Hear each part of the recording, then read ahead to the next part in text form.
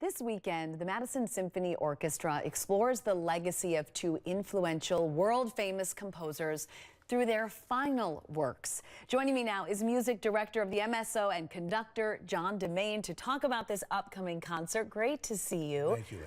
What do you love about the pairing of these two composers? So the first, you have Strauss, then you have Mozart for your second half. What do you love about the pairing? Well, that pairing, that's often a common pairing. Somehow that combination of Mozart and Strauss, they're extreme contrasts, but both incredibly beautiful. And I didn't realize that there was so much death involved with this program because you know, Don Juan gets it in the end for his bad behavior in that glorious, exciting, virtuosic tone poem, and then Richard Strauss writes the last four songs right before he dies.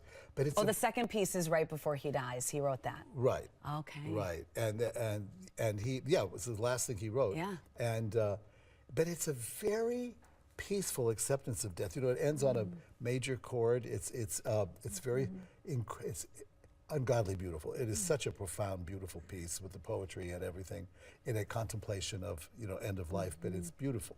And then, of course, we know from the movie, the Requiem, you know, the fabulous Lacrimosa, the beautiful Lacrimosa, and it's such gorgeous writing. You know, it's beautiful writing for the chorus because, you know, like Beethoven, where he goes to the extremes, it's impossible to sing. Mozart's writing is so beautifully voiced for the chorus, and so they sound fantastic. And we have four great soloists, all who have performed with Madison Opera in the past. Okay, I was going to ask if they were new to Madison and the patrons, or if they're well known. No, Kirsten Libby is actually from Wisconsin. Is here.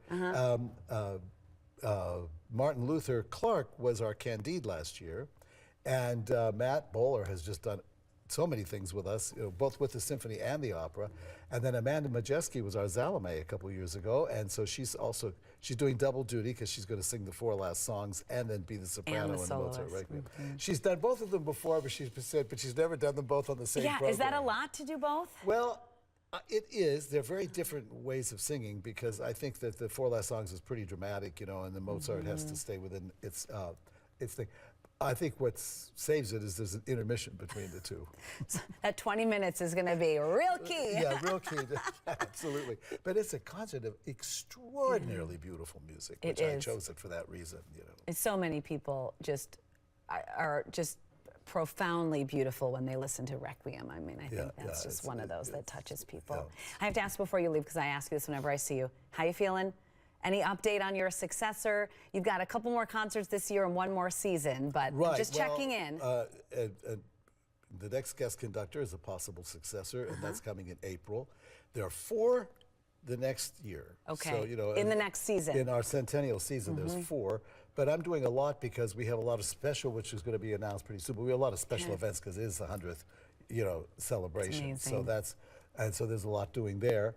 And then they've asked me to come back the following year because they don't, with that last candidate, well, we don't call them candidates, but being in April of next year, we have to have the next year already planned.